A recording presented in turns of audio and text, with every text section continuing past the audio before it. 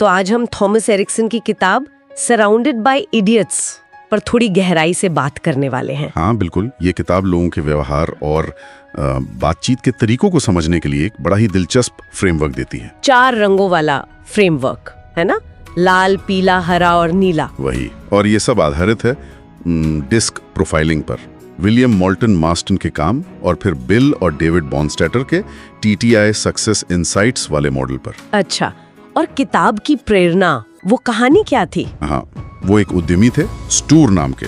उन्हें लगता था कि उनके आसपास सब इडियट्स हैं। इडियट्स क्यों? क्योंकि वो उनकी तरह नहीं सोचते थे, बिल्कुल अलग थे। तो यही है आज का हमारा सवाल, क्या लोग वाकई इडियट होते हैं या बस अलग?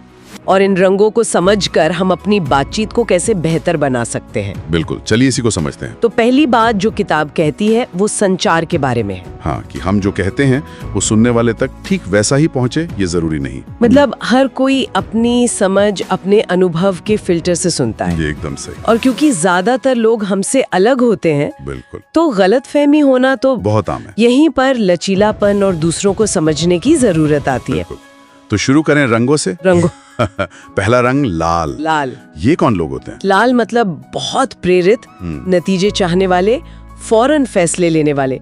जैसे सोचिए स्टीव जॉब्स या मदर टेरेसा भी, गजब की ड्राइव। अच्छा, मतलब काम पूरा करने वाले लोग। हाँ, किताब में एक CEO का उदाहरण है। वो दोस्तों के साथ एक दोस्ताना फुटबॉल मैच को भी जीतने की जंग बना देते हैं। अरे, तो फिर उनमें कुछ कमियां भी होंगी, जैसे बेसब्र होना। हाँ, बेसब्र हो सकते हैं, कंट्रोलिंग लग सकते हैं, और कभी-कभी शायद दूसरों की भावनाओं का उतना ध्यान नहीं रखते। समझ गए। अब आते हैं पीले रंग पर। बिल्कुल उलट, आशावादी, क्रिएटिव, प्रेरणा देने वाले, महफिल की जान। जैसे ओपरा विनफ्रे या रॉबिन विलियम्स। ठीक, जिनके आसपास अच्छा लगता है। बिल्कुल, वो माहौल को एकदम हल्का कर देते हैं। लेकिन उनमें क्या कमी हो सकती है?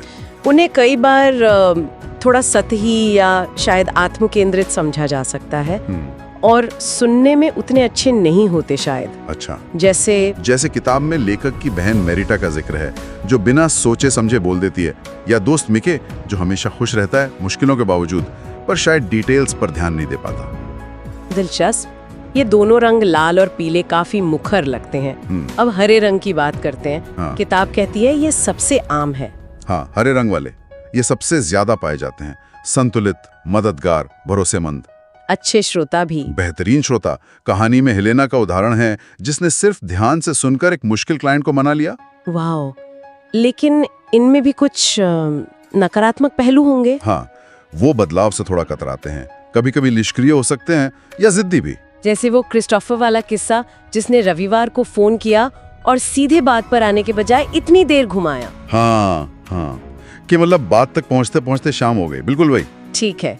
और आखिरी रंग नीले। ये हैं विश्लेषणात्मक, विस्तार पर बहुत ध्यान देने वाले। गुणवत्ता इनके लिए सबसे जरूरी है। जैसे लेखक के पिता, जिन्होंने बजरी बिछाने से पहले सब कुछ नापा। हाँ, या वो CEO जिसने 85 पेज का कोटेशन देखकर पूछा, और सामग्री है?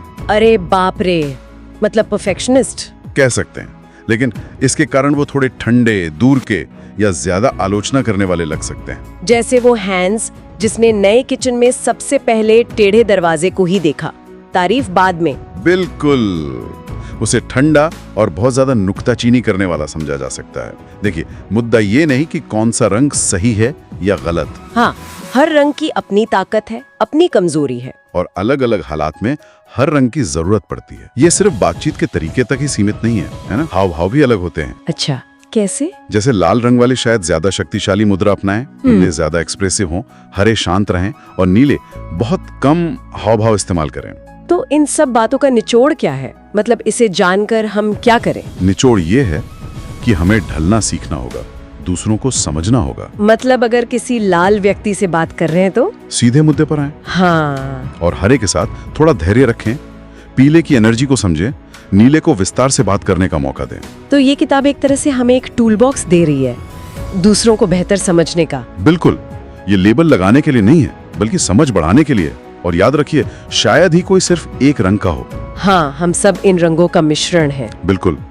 तो अंत में बस एक सवाल छोड़ जाते हैं सोचने के लिए। हाँ, अगर आप अपने मुख्य व्यवहार के रंग को पहचान लें और ये समझें कि वो दूसरों के साथ आपकी बातचीत को कैसे प्रभावित करता है, तो ये जानकारी आपके रिश्तों को कैसे बदल सकती है।